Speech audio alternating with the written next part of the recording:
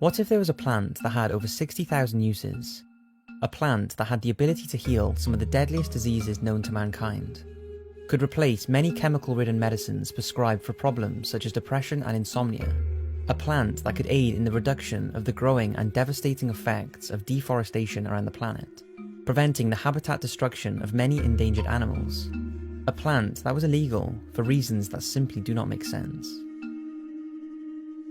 That plant is cannabis, and the name alone invokes various thoughts in people's minds.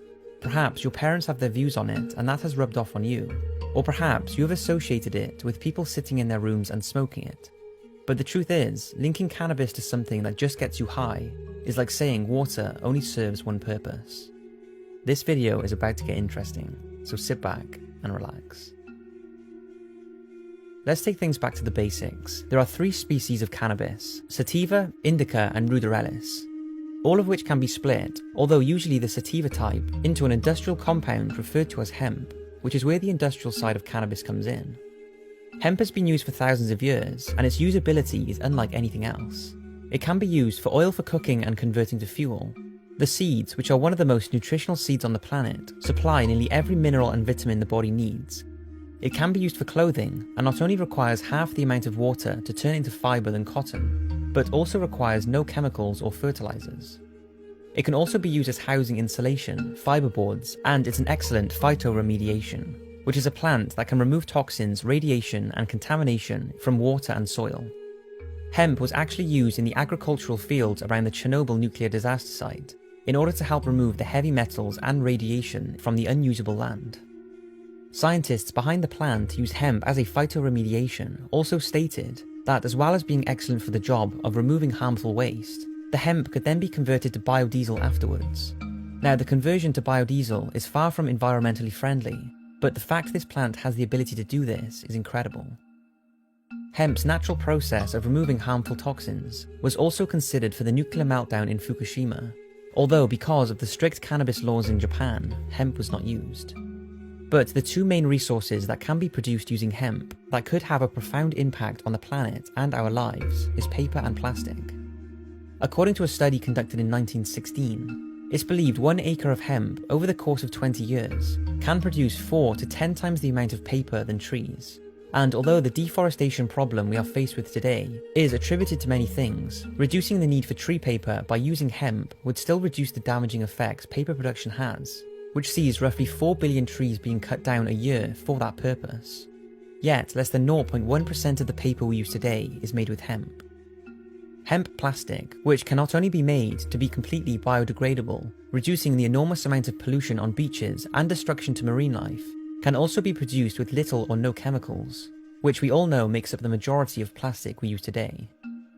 Now, those who discredit the widespread use of hemp as a material say it can be costly and time-consuming to produce the equivalent of what we have today, and they're right. However, cheaper is not always best, as has been shown with the impact of chemically ridden and non-degradable products we consume. So yes, hemp would most likely cost more to use, but the overall impact would be more than justifiable. A game-changing medicine. Where do I begin with the medical side of cannabis? Well, let's start with what scientists and researchers believe is the reason it has profound benefits in the first place.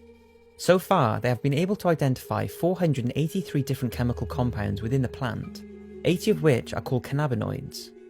Although the studies are becoming a lot more popular, so far we do not know a whole lot about these 80 cannabinoids and their effects on humans, as most research has only been focused on a handful of them, such as delta-9 tetrahydrocannabinol, by far the most studied chemical, which binds to the receptors in your central nervous system and immune system when heated, causing you to get high, and is the only compound in cannabis to do so. It's the chemical that medical marijuana is most active in, as it acts as a side effect-free muscle relaxant, anti-inflammatory, antidepressant, and current studies are showing that it could be used as a treatment for anxiety, the side effects of chemotherapy, cancer growth reduction, Crohn's disease, chronic pain, insomnia, and multiple sclerosis, just to name a few.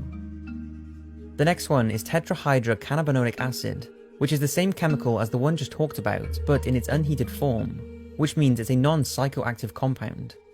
This is administered by juicing cannabis as you would wheatgrass or any other plant, as it contains medical properties that are lost when heated. This chemical is in its early stages of research, but is thought to be an effective treatment as an anti-inflammatory and a variety of illnesses without any significant side effects, and also will not give patients the feeling of a high. Cannabidiol is similar and has been linked as an effective aid for anxiety, nausea, acne, schizophrenia, and many neurodegenerative diseases. However, truth be told, these studies have not gone on long enough for us to know the full benefits cannabis may have. And there's a reason for that, because it's been illegal in nearly every country since the early 1900s. And let's talk about that. Why is it illegal?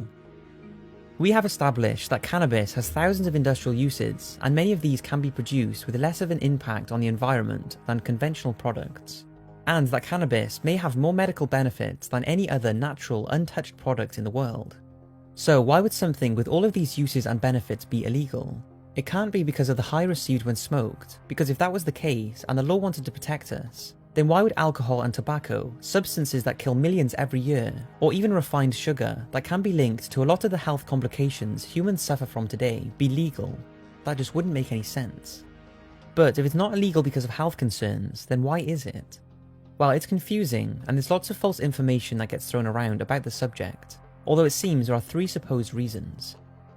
The first is that in 1929, Harry Anslinger, the head of the Department of Prohibition in the United States, was dealing with the backlash of the alcohol ban, and once this was removed, Harry's department were practically non-operational. So they came up with an idea to tell the public that cannabis was a devil drug that turned men into wild beasts that would attack women. Apparently, Harry contacted 30 scientists requesting proof of this to show to the public, but 29 of them said they could not find valid proof that the drug was dangerous. The second explanation seems to be linked to the Mexican immigration in the United States in the early 1900s. When the Mexicans arrived, they brought with them marijuana as a medicine and relaxant.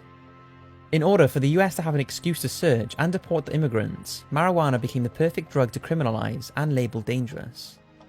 And lastly, one that many people recite to when asked why cannabis is illegal, is that major industrial companies, mainly DuPont, became worried of the many uses of hemp, more specifically nylon, which DuPont first invented at around the same time the cannabis laws were being properly enforced. It was simply profitable for them to back and promote the government's decision to tell the public cannabis was just a drug to make people high, when in reality it was to ban the use of hemp from being a nylon alternative.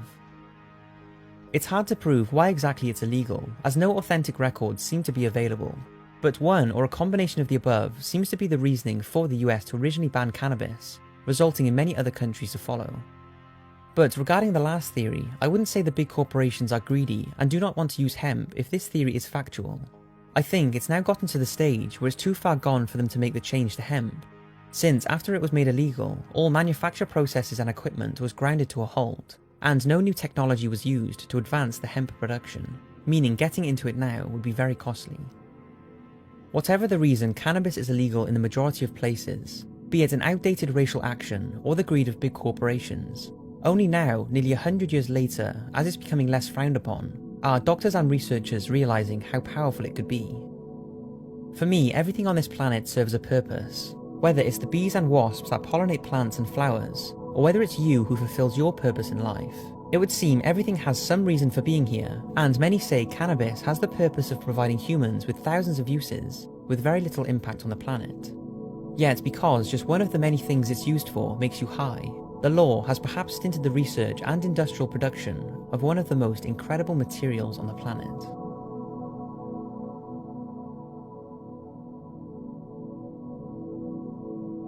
To finish off, I want to state that I am not a cannabis activist by any means. In fact, I, probably like you, never even thought about cannabis apart from the fact that it can be smoked, until I started researching for this video, which I've wanted to talk about for a while.